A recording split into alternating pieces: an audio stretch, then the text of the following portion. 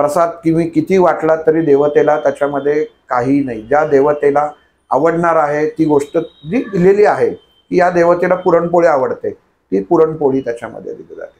ज्या देवतेला असं त्याच्यात आत्ता समाजामध्ये चुकून तेढ निर्माण झाली की त्या तुळजाभवानी जे देवाचे इथं ते नॉनव्हेज दिलं जातं, ते बाहेर जी राक्षसी वृत्ती आहे ना त्याला ते दिलं जातं. म्हणून त्याचा अभ्यास होणं सगळ्या गोष्टींचा की काय आहे त्याच्या पाठीमागं तत्व काय आहेत ना, ती तत्व सांभाळून घेणं आणि समजून घेणं खूप ही गरजेची गोष्ट आहे.